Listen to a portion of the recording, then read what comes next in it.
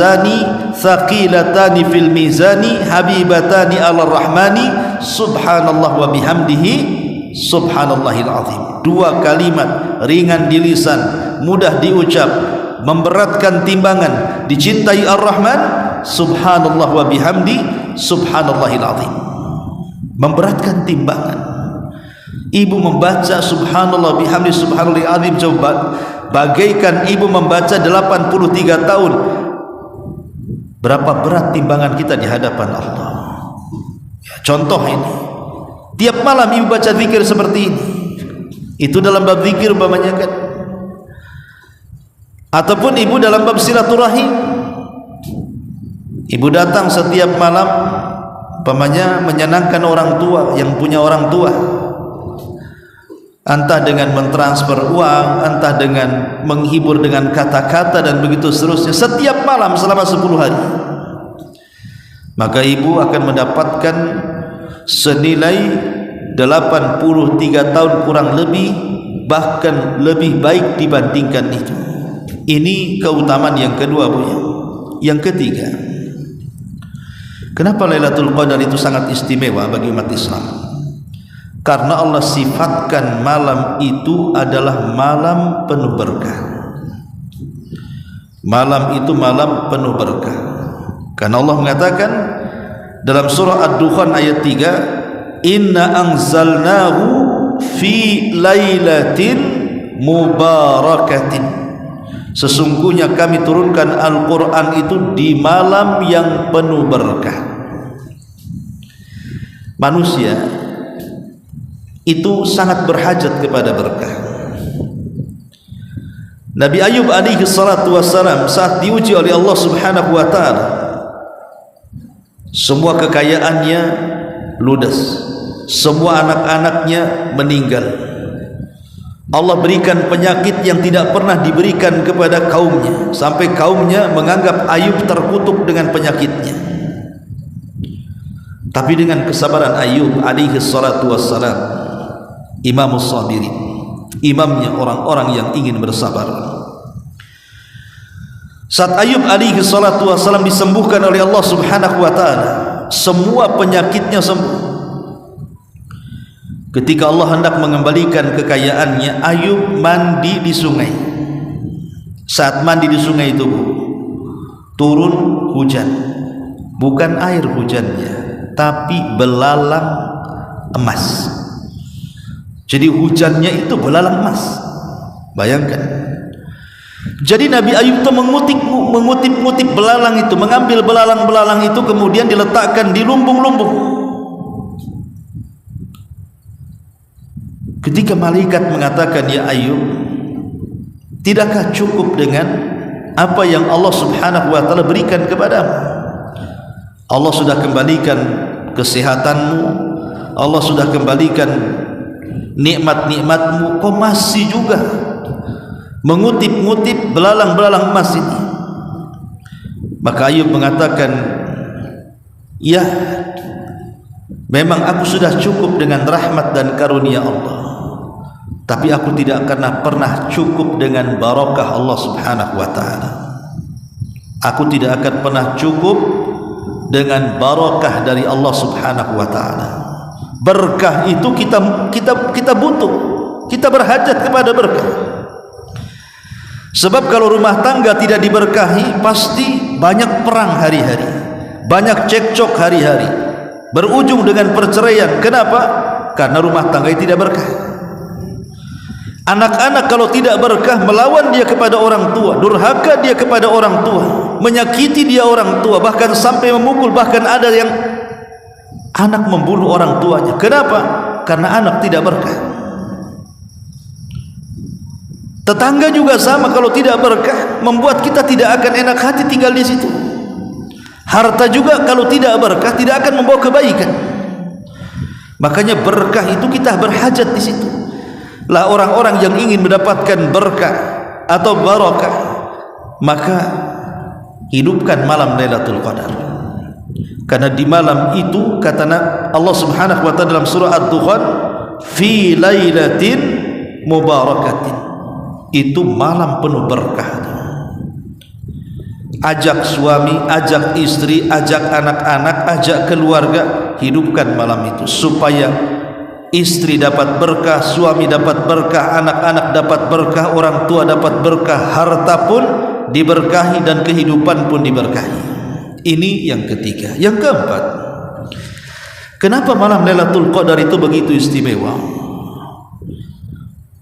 Karena di malam itu tanazzalu fihal malaikah, para malaikat turun di malam itu. Bahkan bukan para malaikat saja, warruh, Jibril pun ikut turun. Bayangkan kalau pemimpin turun, menunjukkan istimewa, ada perkara besar. Contoh nih, ada Pak Prabowo beserta menteri-menterinya dan jajarannya turun ke kota Batam. Kalau seluruh menteri-menterinya, seluruh ajudan-ajudannya, sampai kepada wali kotanya, sampai kepada bupatinya, sampai gubernurnya turun semua, pemimpinnya, presidennya turun ke kota Batam, berarti ada apa tuh di Batam? Berarti ada perkara yang sangat istimewa kan? Itu analogi yang bisa kita bayangkan. Kalau sama manusia saja, kalau seluruh perangkat turun, bahkan pemimpinnya turun, berarti di hari itu ada momen yang sangat istimewa. Lah bagaimana kalau seandainya di malam itu para malaikat turun sampai kepada pemimpinnya Jibril ikut turun? Berarti malam itu bukan malam biasa, tapi malam yang sangat istimewa. Itulah kenapa malam Lailatul Qadar itu disebut Lailatul Qadri, karena sebagian para ulama mengatakan Al-Qadri di sini artinya sempit. Malam yang sempit. Kenapa malam itu disebut sempit? Karena para malaikat semua turun dari langit berjubel di bumi sehingga menjadi sempit karena berdesak-desakan para malaikat. Ini yang keempat. Kenapa malam itu penuh berkah? Karena malaikat turun. Kemudian yang kelima, kenapa Lailatul Qadar itu begitu sangat istimewa? Allah mensifati malam itu bi annaha salamun. Malam itu adalah malam penuh dengan keselamatan. Maksudnya apa? Salimatun. La yastati'u syaitanu an ya'mala fiha su'an aw ya'mala fiha adan.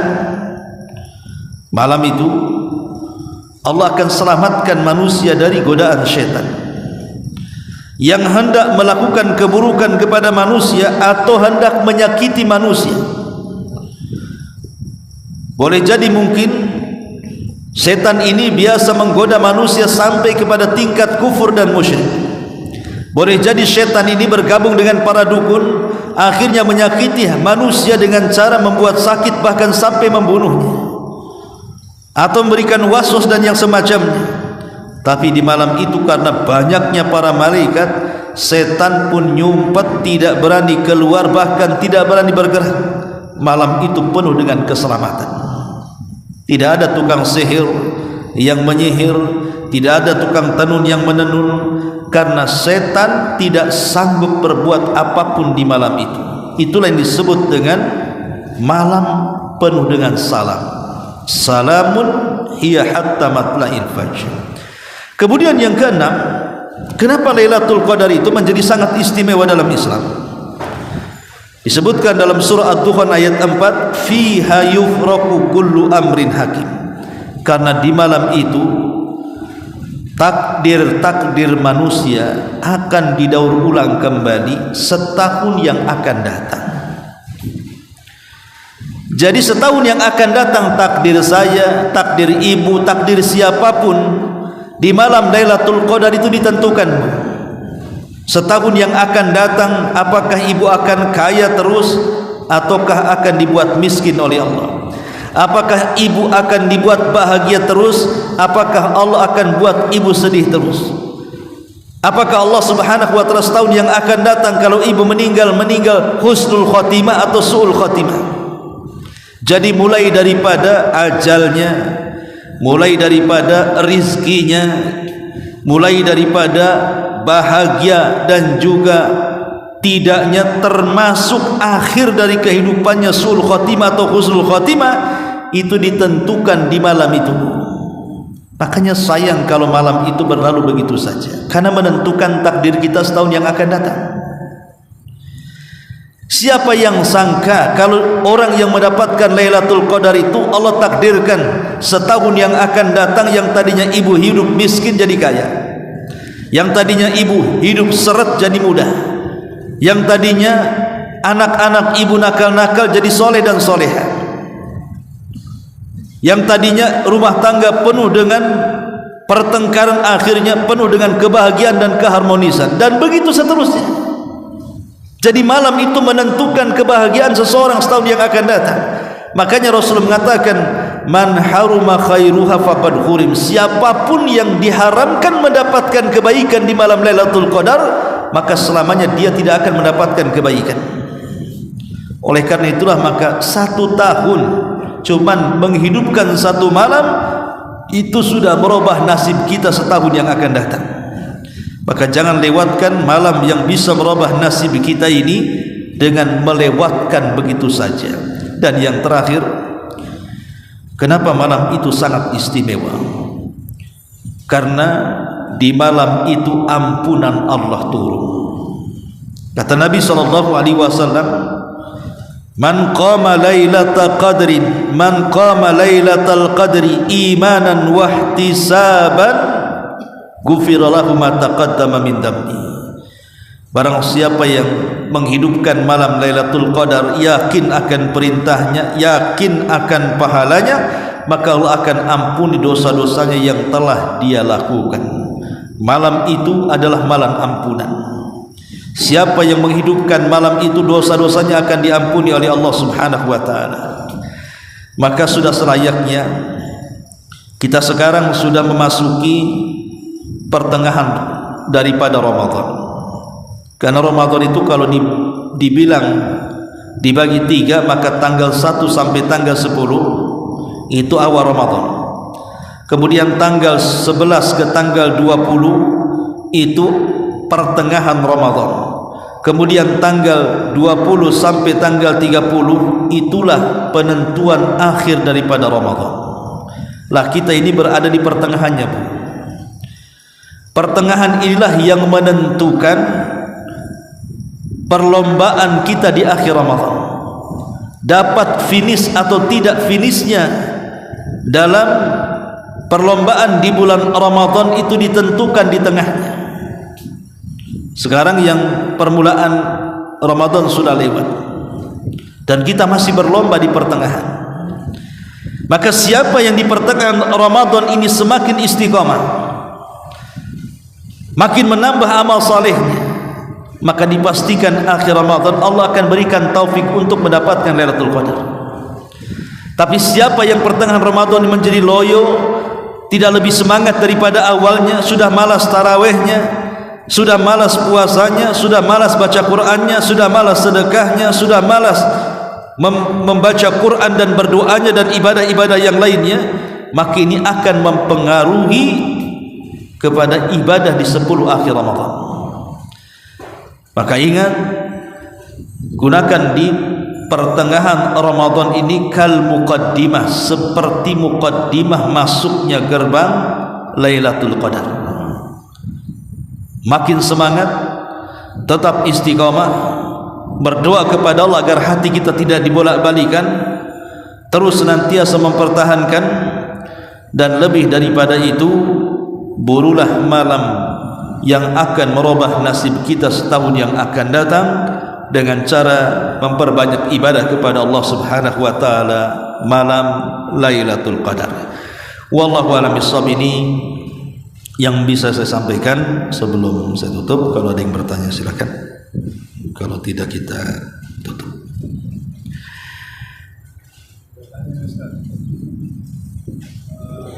Ustaz, bolehkah iktikaf di masjid yang berjalan, yang di atas dalam kapal laut? Iya, alhamdulillah. Allah Subhanahu wa taala berfirman, "Wa antum aqifuna fil masajid." Dan kalian beriktikaf di masjid-masjid. Apa arti masjid di sini? Sebagian para ulama membatasi bahwa masjid-masjid dalam ayat ini hanya 3 masjid saja. Masjid Nabawi, Masjidil Haram, dan Masjidil Aqsa. Selain di 3 masjid ini tidak disyariatkan i'tikaf. Berdasarkan hadis Nabi SAW, la i'tikafa illa fi masajid ats-tsalatsa. Tidak ada i'tikaf kecuali di 3 masjid. Masjid Haram, Masjid Nabawi, dan Masjidil Aqsa. Tapi Al-Imam Ibnu Utsaimin rahimahullahu taala membantah tentang riwayat hadis itu. Pertama, hadis itu lemah kata beliau. Kalaupun sahih, maka dibawa kepada afdaliyah. Seolah-olah Rasul ingin mengatakan tidak ada i'tikaf yang lebih afdal kecuali di 3 masjid. Bukan berarti di masjid-masjid yang lain selain daripada 3 masjid ini tidak boleh. Boleh. Tapi kalau afdal-afdalan berarti 3 masjid jauh lebih afdal. Bukan menafikan ketidaksahan i'tikaf. Tetapi apakah yang dimaksud masjid-masjid selain Masjidil Haram di sini menyangkut juga Masjidil Qaum atau hanya berlaku kepada masjid jami? Kan masjid itu ada 2. Ada masjid jami yang ditegakkan Jumat dan jamaah, ada Masjidil Qaum yang tidak ditegakkan Jumat, seperti bahasa kitanya musola. Apakah juga i'tikaf berlaku di musola ataukah hanya berlaku di masjid jami? Ulama mengatakan i'tikaf itu dilakukan di masjid jami. Kenapa masjid jami? Karena supaya tidak keluar untuk Jumat. Kalau di musola kan tidak ditegakkan Jumatan, sementara orang i'tikaf kan tidak keluar 10 akhir Ramadan. Makanya i'tikaf itu dilakukan di masjid jami, bukan di musola. Wallahu a'lam. Lalu bagaimana i'tikaf di musola kapal? Ya silahkan saja i'tikaf di situ. Tapi kalau yang dimaksud i'tikaf menurut istilah gitu ya, maka tidak masuk. Nanti kalau boleh i'tikaf di musola kapal, nanti boleh juga i'tikaf di musola rumah. Nanti tak payah orang datang ke masjid, beringkuk aja di musola rumah semua, kan begitu ya. Jadinya maksudnya di sini adalah i'tikaf di masjid jami. Tapi kalau seandainya seseorang ingin i'tikaf di musola-musola yang terdekat, ya silakan saja.